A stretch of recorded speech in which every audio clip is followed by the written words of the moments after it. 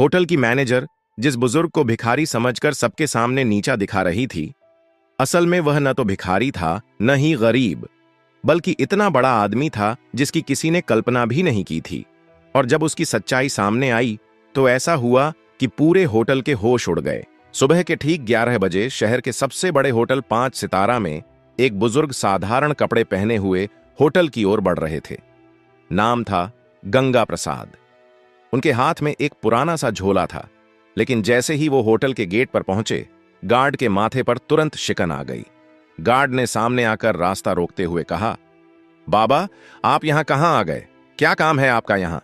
गंगा प्रसाद ने हल्की मुस्कान के साथ कहा, बेटा, मेरी यहां बुकिंग है, बस उसी के बारे में पूछना था। गार्ड ने हंसते हुए अपनी साथी से कहा, अरे देखो तो, बाबा कह रहे हैं इनकी यहां बुकिंग है। गार्ड ने फिर गंगा प्रसाद से कहा, बाबा देखो, आपसे जरूर कोई गलती हुई है। शायद आपको किसी ने गलत पता दे दिया है, क्योंकि यह होटल बहुत ही लग्जरी है। बड़े बड़े बाबू लोग आते हैं यहां, कोई आम आदमी इसको अफोर्ड नहीं कर सकता। इतने में होटल की रिसेप्शनिस्ट राधा कपूर ने यह बातचीत सुन ली।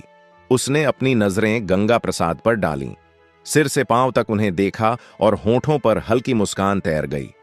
वह मुस्कान स्वागत की नहीं, बल्कि ताने और उपेक्षा की थी। राधा ने कहा, बाबा, मुझे नहीं लगता कि आपकी कोई बुकिंग इस होटल में होगी। यह होटल बहुत महंगा है, शायद आप गलत जगह आ गए हैं। गंगा प्रसाद ने उसी सहजता से जवाब दिया, बेटी, एक बार चेक तो कर लो, शायद मेरी बुकिंग यहीं हो। राधा ने लापरवाही से कंधे उचकाए और कहा, ठीक है बाबा, इसमें समय लगेगा, आप वेटिंग एरिया में जाकर बैठ जाइए।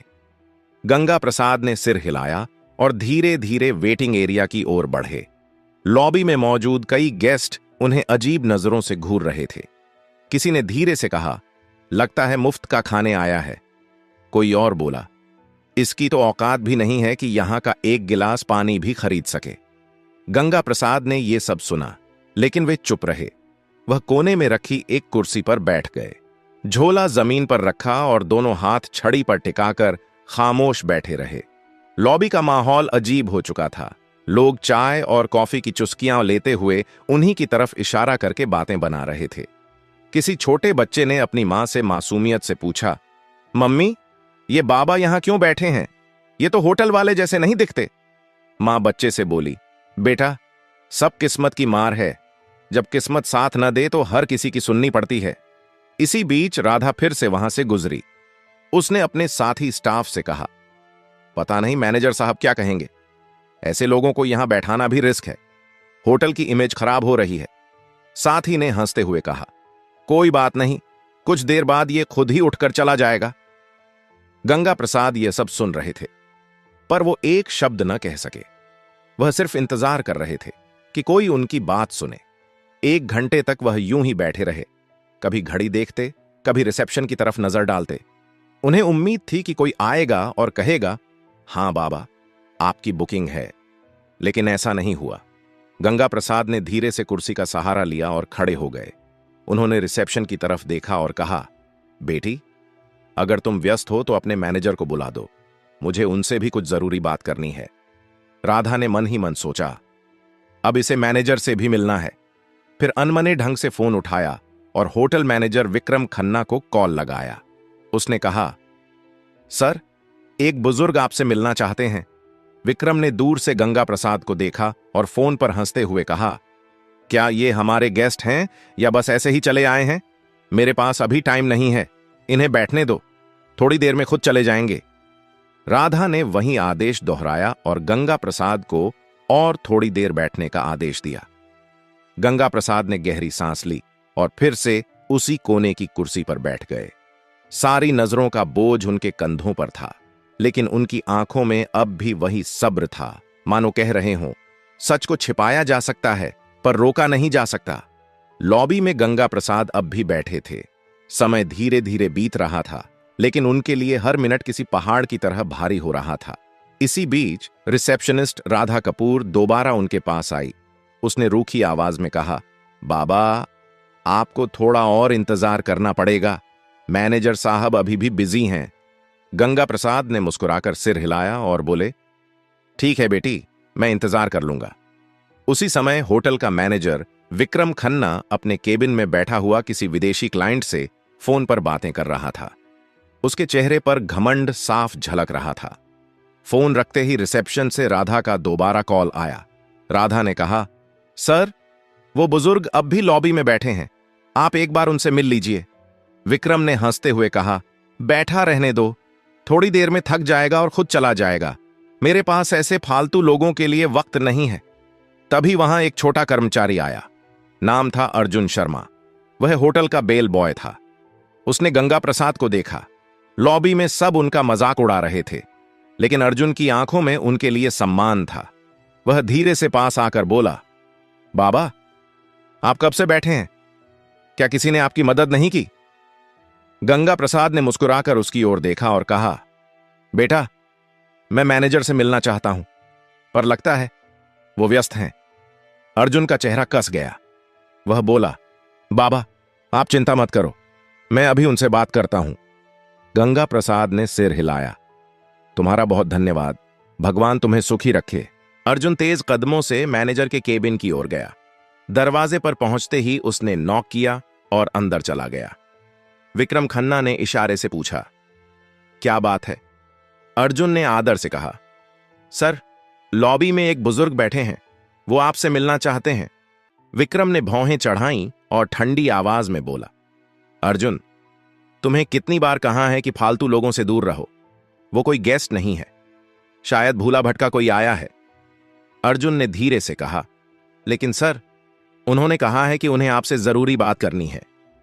विक्रम हंस पड़ा, अरे, जरूरी बात? तुम्हें अंदाजा भी है यहां कितने करोड़ का कारोबार होता है, और तुम मुझे ऐसे बाबा से मिलवाना चाहते हो? अर्जुन चुप रहा, लेकिन अंदर से दुखी था। उसने सोचा, इंसान को उसकी शक्ल देखकर कैसे ठुकराया जा सकता है? क्या बड़े पद पर बैठने से किसी को इंसानियत भूल जानी चाहिए? विक्रम ने सख्त आवाज में कहा, अर्जुन, तुम अपना काम करो, यह मामला तुम्हारे बस का नहीं है। अर्जुन ने सिर झुकाया और बाहर चला आया। लॉबी में लौटते ही उसने गंगा प्रसाद की ओर देखा। उनकी आंखों में धैर्य अब भी था। अर्जुन उनके पास बैठ गया और बोला, बाबा, मैंने कोशिश की, लेकिन मैनेजर साहब अभी नहीं मिलना चाहते। गंगा प्रसाद ने मुस्कुराकर उसके कंधे पर हाथ रखा और बोले, कोई बात नहीं बेटा, तुमने कोशिश की, यही मेरे लिए काफी है। अर्जुन की आंखें भर आईं। उसे महसूस हुआ कि यह बुजुर्ग कोई आम इंसान नहीं है। उनकी सादगी में एक अजीब सी ताकत छिपी थी। लॉबी का माहौल अब और भी भारी हो चुका था। लोगों के ताने और ठहाके, गंगा प्रसाद की खामोशी और अर्जुन की बेचैनी सब मिलकर एक अजीब तस्वीर बना रहे थे। करीब 1 घंटा बीत चुका था। गंगा प्रसाद अब भी उसी कुर्सी पर बैठे थे। उन्होंने धीरे से आंखें बंद कीं और सोचा, धैर्य रखना ही असली ताकत है। लेकिन अब समय आ गया है कि सच्चाई सामने आए। होटल की घड़ी ने 12:30 बजाए। गंगा प्रसाद अब और चुपचाप बैठ नहीं पाए। उन्होंने धीरे से अपनी छड़ी उठाई, झोला कंधे पर टांगा और रिसेप्शन की तरफ बढ़ गए। लॉबी में बैठे कई लोगों ने फिर से ताने कसे, देखो देखो, बाबा अब मैनेजर से लड़ने जा रहे हैं। रिसेप्शन पर खड़ी राधा कपूर ने उन्हें आते देखा। उसने झुंझलाकर कहा, बाबा, आपको कहा था ना इंतजार कीजिए, मैनेजर अभी बिजी हैं। गंगा प्रसाद ने उसकी ओर देखा और नरम आवाज में बोले, बेटी, बहुत इंतजार कर लिया, अब मैं खुद ही उनसे बात कर लूंगा। इतना कहकर गंगा प्रसाद सीधा मैनेजर विक्रम खन्ना के केबिन की ओर बढ़े। लॉबी में खामोशी छा गई। सबकी नजरें उसी तरफ टिक गईं। हर कोई देखना चाहता था कि आगे क्या होने वाला है। जैसे ही गंगा प्रसाद ने केबिन का दरवाजा खोला, विक्रम अपनी घूमने वाली कुर्सी पर अकड़ के साथ बैठा था। उसने भौहें चढ़ाते हुए कहा, हां बाबा, बताइए, इतना शोर क्यों मचा रखा है? क्या काम है आपको? गंगा प्रसाद ने धीरे से झोला खोला और उसके अंदर से एक लिफाफा निकाला। उसे आगे बढ़ाते हुए बोले, ये मेरी बुकिंग और होटल से जुड़ी कुछ डिटेल हैं, कृपया एक बार देख लीजिए। विक्रम ने हंसते हुए लिफाफा हाथ में लिया, लेकिन खोले बिना ही टेबल पर पटक दिया। उसकी हंसी में अहंकार साफ झलक रहा था। उसने कहा, बाबा, जब किसी इंसान की जेब में पैसे नहीं होते हैं तो उसे बुकिंग जैसी बड़ी बड़ी बातें करना बिल्कुल बेकार है। मुझे आपके जैसे लोगों की शक्ल देखकर ही पता चल जाता है कि आपके पास कुछ नहीं है। ये होटल आपके बस का नहीं है।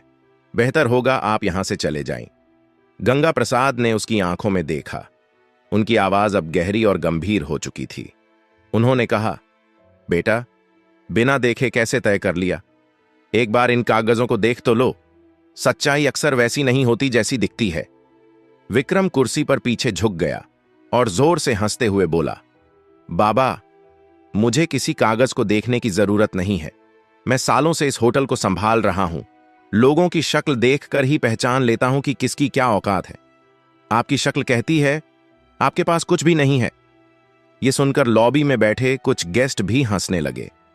गंगा प्रसाद ने गहरी सांस ली, लिफाफा टेबल पर रखा और शांत स्वर में बोले, ठीक है, जब तुम्हें यकीन नहीं है तो मैं चला जाता हूं, लेकिन याद रखना, जो तुमने आज किया है उसका नतीजा तुम्हें भुगतना पड़ेगा। इतना कहकर उन्होंने दरवाजे की ओर कदम बढ़ाए। पीछे बैठे गेस्ट फुसफुसाए, वाह, मैनेजर ने सही किया। ऐसे लोगों को यहीं सबक मिलना चाहिए। गंगा प्रसाद होटल से बाहर निकल गए। उनकी धीमी चाल और झुकी हुई कमर ने पूरे स्टाफ के बीच एक अजीब सा सन्नाटा छोड़ दिया। लेकिन विक्रम अपनी कुर्सी पर बैठा मुस्कुराता रहा। उसके चेहरे पर गर्व और तिरस्कार का मिला जुला भाव था।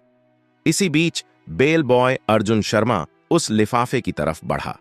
उसने धीरे से उसे उठाया और चुपचाप अपने सर्वर कंप्यूटर की ओर चला गया। कंप्यूटर स्क्रीन पर उसने लॉग इन किया और फाइलें खोलना शुरू किया। लिफाफे में लिखी डिटेल्स के आधार पर उसने होटल का पुराना रिकॉर्ड खंगाला। कुछ ही देर में उसकी आंखें चौड़ी हो गईं। स्क्रीन पर जो जानकारी थी उसने अर्जुन को हिलाकर रख दिया। रिकॉर्ड में साफ लिखा था, गंगा प्रसाद, होटल के 65% शेयर होल्डर, संस्थापक सदस्य। अर्जुन की सांसें तेज हो गईं। उसने फौरन प्रिंटर से रिपोर्ट निकाली। कागज हाथ में लिए वह भागता हुआ मैनेजर के केबिन में पहुंचा। अंदर विक्रम अब भी किसी क्लाइंट से फोन पर बात कर रहा था। अर्जुन ने धीरे से कहा, सर, ये रिपोर्ट देखिए। ये वही बुजुर्ग हैं जो यहां आए थे। ये हमारे होटल के असली मालिक हैं। विक्रम ने फोन रखते हुए अर्जुन की तरफ देखा और भौहें चढ़ा लीं। अर्जुन, तुम्हें कितनी बार कहा है, मुझे ऐसे लोगों की रिपोर्ट्स में दिलचस्पी नहीं है। ये सब फालतू बातें हैं। अर्जुन ने फिर कोशिश की, लेकिन सर, ये रिपोर्ट साफ बताती है कि गंगा प्रसाद हमारे होटल के मालिक हैं। अगर हमसे कोई गलती हो गई है तो। विक्रम ने बीच में ही बात काट दी। उसने रिपोर्ट को अपनी तरफ सरका कर देखा, फिर बिना पढ़े ही उसे वापस अर्जुन की ओर धकेल दिया। उसकी आवाज में अहंकार पहले से और ज्यादा था। उसने कहा, मुझे ये सब बकवास नहीं चाहिए। तुम्हें मैंने कहा है ना, अपना काम करो। ये होटल मेरी मैनेजमेंट स्किल से चलता है, किसी पुराने बाबा की दान दक्षिणा से नहीं। अर्जुन हैरान रह गया। उसके चेहरे पर गहरी बेचैनी थी। वह रिपोर्ट हाथ में लेकर वापस निकल गया। लॉबी में आते ही उसने गंगा प्रसाद को याद किया। उनकी आंखों की गहराई, उनका धैर्य। उसे लगा, यह मामला अब सिर्फ होटल तक सीमित नहीं है, यह इंसानियत की परीक्षा है। धीरे धीरे शाम होने लगी। गेस्ट अपने अपने कमरों में चले गए। स्टाफ अपने काम में लग गया। लेकिन अर्जुन के दिल में हलचल बढ़ती गई। उसे यकीन था, कल का दिन इस होटल की तस्वीर बदल देगा। अगली सुबह का नजारा बिल्कुल अलग था। होटल के हर कोने में हलचल थी। स्टाफ आपस में धीरे धीरे फुसफुसा रहे थे। किसी ने कहा, कल जो बाबा आए थे, शायद उनके बारे में कोई बड़ी बात है। दूसरे ने जवाब दिया, हां, सुना है वो होटल के बड़े शेयर होल्डर हैं। यह खबर धीरे धीरे पूरे होटल में फैल चुकी थी। लेकिन किसी को अब भी भरोसा नहीं हो रहा था। सबके मन में सवाल था, क्या सच में वो बुजुर्ग इस आलीशान होटल के मालिक हो सकते हैं? 10:30 बजते ही लॉबी का माहौल अचानक बदल गया। होटल के मुख्य द्वार से वही साधारण कपड़े पहने बुजुर्ग गंगा प्रसाद अंदर आए। लेकिन इस बार वो अकेले नहीं थे। उनके साथ एक सूट बूट पहना अधिकारी था, जिसके हाथ में काले रंग का ब्रीफकेस था।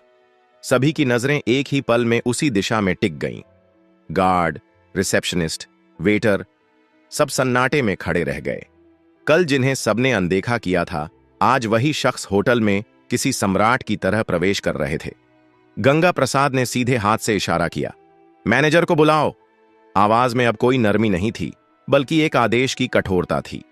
थोड़ी ही देर में विक्रम खन्ना बाहर आया। उसके चेहरे पर हल्की घबराहट थी, लेकिन अहंकार अब भी बाकी था। वह आधा मुस्कुराकर बोला, जी बोलिए बाबा, आज फिर आ गए? गंगा प्रसाद ने उसकी आंखों में देखा और ठंडी आवाज में कहा, विक्रम खन्ना, मैंने कल ही कहा था, तुम्हें अपने कर्मों का नतीजा भुगतना पड़ेगा। आज वो दिन आ गया है। विक्रम सकपका गया। उसने हंसी में बात टालने की कोशिश की। गंगा प्रसाद के साथ आए अधिकारी ने ब्रीफकेस खोला, उसमें से मोटी फाइल निकाली और सबके सामने टेबल पर रख दी।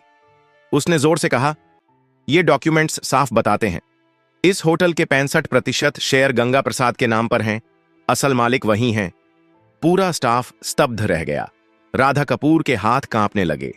लॉबी में मौजूद गेस्ट्स ने एक दूसरे को देखा और फुसफुसाए, ये तो सच में मालिक हैं, हमसे कितनी बड़ी भूल हो गई। गंगा प्रसाद ने अपनी छड़ी जमीन पर टिका दी। उनकी आवाज अब तेज और दृढ़ थी। विक्रम खन्ना, आज से तुम इस होटल के मैनेजर नहीं रहोगे। तुम्हारी जगह अब अर्जुन शर्मा इस पद को संभालेगा। विक्रम गुस्से से कांपते हुए बोला, आप होते कौन हैं मुझे हटाने वाले? ये होटल मैं सालों से चला रहा हूं। गंगा प्रसाद गरजते हुए बोले, ये होटल मैंने बनाया है, इसकी नींव मेरी मेहनत से रखी गई थी। मैं चाहूं तो तुम्हें एक पल में बाहर का रास्ता दिखा सकता हूं, पर दंड स्वरूप तुम्हें फील्ड का काम दिया जा रहा है। अब वही काम करो जो तुमने दूसरों से करवाया है। गंगा प्रसाद ने अर्जुन को पास बुलाया। उन्होंने उसके कंधे पर हाथ रखते हुए कहा, तुम्हारे पास धन नहीं था, लेकिन दिल में इंसानियत थी। यही असली काबिलियत है, इसलिए तुम इस पद के हकदार हो। अर्जुन की आंखों से आंसू बह निकले। वह भावुक होकर बोला, साहब, मैंने तो बस इंसानियत निभाई थी। गंगा प्रसाद मुस्कुराए, यही सबसे बड़ी योग्यता है बेटा। फिर उन्होंने रिसेप्शनिस्ट राधा कपूर की ओर देखा। उनकी नजर इतनी कठोर थी कि राधा कांप गई। गंगा प्रसाद बोले, राधा, तुम्हारी यह गलती पहली है, इसलिए तुम्हें माफ कर रहा हूं, लेकिन याद रखना, इस होटल में कभी किसी को उसके कपड़ों से मत आंकना। हर इंसान की इज्जत बराबर है। राधा ने हाथ जोड़ लिए और रोते हुए कहा, मुझे माफ कर दीजिए, आगे से ऐसा कभी नहीं होगा। गंगा प्रसाद ने चारों तरफ देखा और ऊंची आवाज में कहा, सुन लो सब लोग, यह होटल सिर्फ अमीरों का नहीं है। यहां इंसानियत ही असली पहचान होगी। जो भी अमीर गरीब का फर्क करेगा, वो इस जगह पर रहने लायक नहीं होगा। लॉबी में मौजूद गेस्ट्स ने जोरदार तालियां बजाईं। हर कोई गंगा प्रसाद को सम्मान की नजरों से देख रहा था। जो कल तक उन्हें तुच्छ समझ रहे थे, आज वही उनके आगे झुक गए। गंगा प्रसाद ने अंत में कहा, असली अमीरी पैसे में नहीं, सोच में होती है। अगर सोच बड़ी हो तो इंसान खुद ही बड़ा बन जाता है। इतना कहकर वह अधिकारी के साथ होटल से बाहर निकल गए। पीछे खड़े स्टाफ और गेस्ट्स देर तक उनकी ओर देखते रहे और मन ही मन सोचते रहे, मालिक ऐसा होना चाहिए जो दूसरों को उनकी इंसानियत से पहचाने, ना कि उनके कपड़ों से। उस दिन के बाद होटल का माहौल पूरी तरह बदल गया। स्टाफ अब हर गेस्ट के साथ सम्मान से पेश आता। लोग कहते, गंगा प्रसाद ने सिर्फ होटल नहीं बनाया, बल्कि इंसानियत की नींव भी रखी है।